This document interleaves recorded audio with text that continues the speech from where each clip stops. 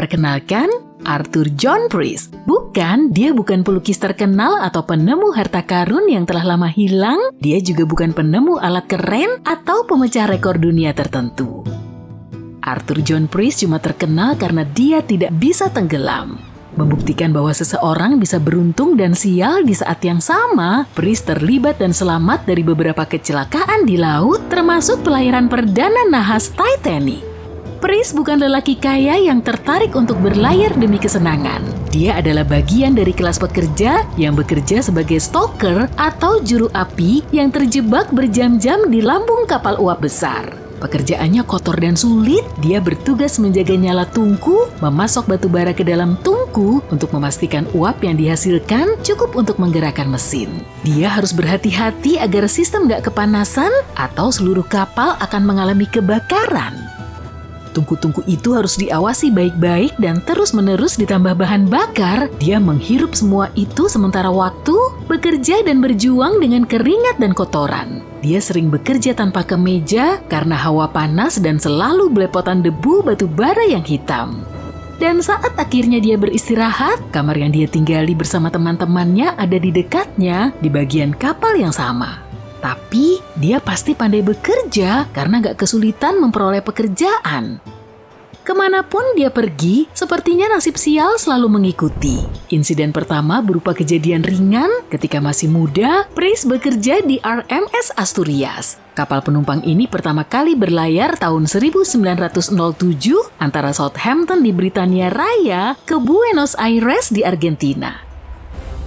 Di titik tertentu dalam pelayaran perdananya, kapal mengalami tabrakan kecil. Kerusakan cukup parah sehingga dikembalikan untuk diperbaiki. Syukurlah nggak ada laporan tentang cedera parah. Pries nggak kapok, dia melanjutkan bekerja di kapal lain. Tapi kemalangan enggan meninggalkan kapal Asturias. Di tahun 1914, Asturias menjadi rumah sakit kapal yang membantu orang-orang sakit di seluruh Eropa sambil membawa mereka pulang ke Inggris. Tapi di bulan Maret 1917, sekitar tengah malam, kapal itu terhantam benda asing. Lambungnya robek dan ruang mesin tergenang. Kapten memerintahkan semua orang meninggalkan kapal, membuat kru kapal, para pasien, dan staf kesehatan berebut sekoci. Kapal itu masih bergerak, melaju di air karena kendali utamanya berada di ruang mesin yang tergenang. Gak bisa dimatikan. Kapten menolak meninggalkan kapal sementara orang-orang berusaha meloloskan diri. Kapten berhasil mengarahkan Asturias ke Bold Head, di mana akhirnya kapal mencapai daratan dan gak bisa tenggelam. Sekoci sisanya diturunkan dan para korban yang bertahan terakhir berhasil selamat. Saat mereka mempelajari kerusakan kapal, Asturias dinyatakan benar-benar rusak. Mungkin sulit menyematkan bencana khusus ini pada Pries. Bagaimanapun, dia belum ada di kapal tersebut saat itu, tapi tampaknya banyak kapal tempatnya bekerja ditakdirkan mengalami masalah. Kemalangan mengikutinya di pekerjaan berikutnya di kapal RMS Olympic, sebuah kapal laut masif. Kapal Olimpik berukuran besar, kapal itu didesain dan dibangun sebagai bagian dari armada yang mencakup Titanic. Tapi bersama ukuran datang pengorbanan. Kapal Olimpik andal dalam bergerak ke satu arah, tapi sangat sulit ditangani saat butuh membelok. Saat itu bulan September 1911, kapal Olimpik mencoba mengubah jalurnya.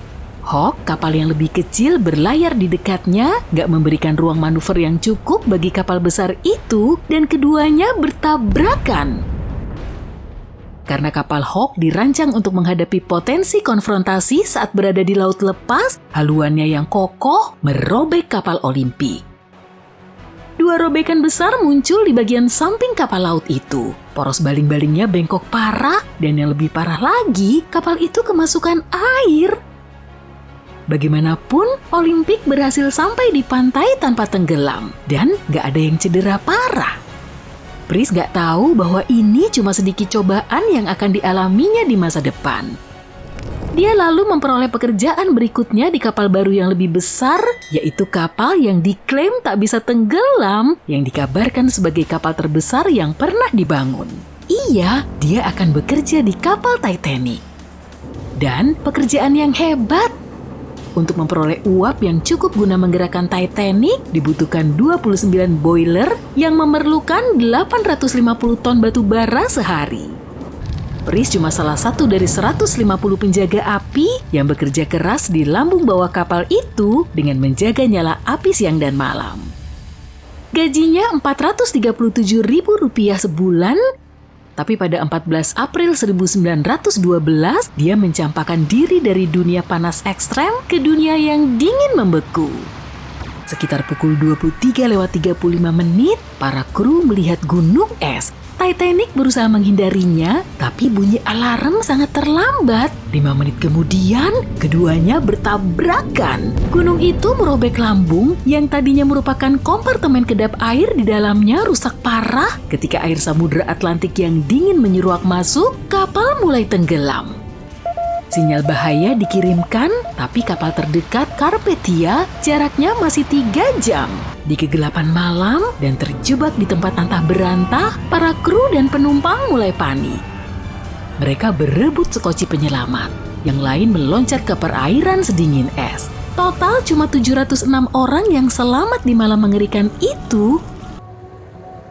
Pris saat tabrakan berada di kamar bagian bawah kapal. Dia sedang beristirahat, bersantai dari hari kerja yang berat, dan ketika kapal mulai tenggelam, begitu pula peluangnya untuk selamat.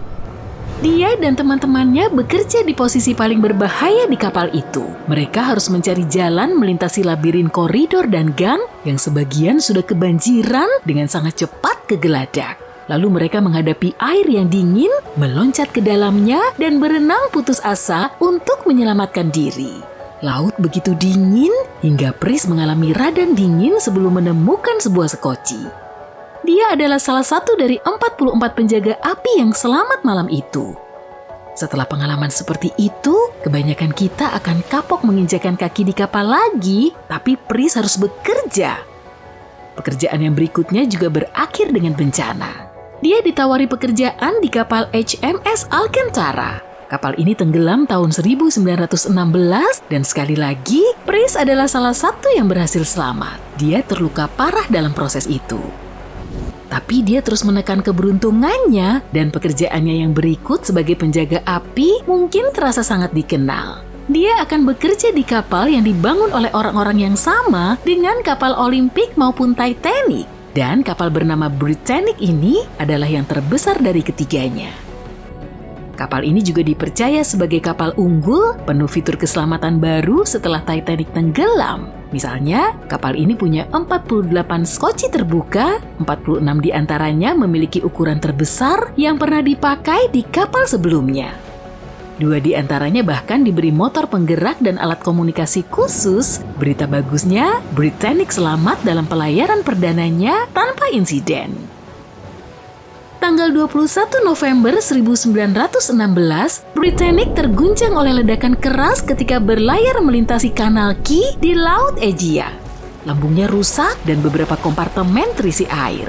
Tapi nggak seperti Titanic, Britannic didesain untuk menghadapi keadaan darurat seperti itu. Kapal ini dilengkapi sekat ruang kedap air utuh yang akan menjaga keselamatan kapal dan mengapung dalam jangka waktu lebih lama. Tapi ada satu masalah, jendela kapal di sepanjang geladak bawah dengan cerobohnya dibiarkan terbuka. Ketika kapal miring, jendela-jendela itu dimasuki air yang membanjiri Britannic dan mempercepat kapal itu tenggelam. Hal ini menjadikan sekat ruang kedap air itu sia-sia. Kapal itu dengan cepat tenggelam, bahkan jauh lebih cepat dibanding Titanic. 35 sekoci diluncurkan dengan sukses menyelamatkan kebanyakan orang yang berada di atas kapal. Dari 1066 penumpang dan 1036 kru selamat, Pris yang tetap beruntung adalah salah satu di antara mereka. Tetapi dia belum merasa cukup dengan kehidupannya di laut. Lalu dia menerima posisi sebagai penjaga api di kapal Donegal. Ini adalah feri penumpang lebih kecil yang diubah kegunaannya menjadi rumah sakit perahu. Di bulan April 1917, kapal ini dihantam benda asing ketika berusaha lolos dari situasi tidak aman.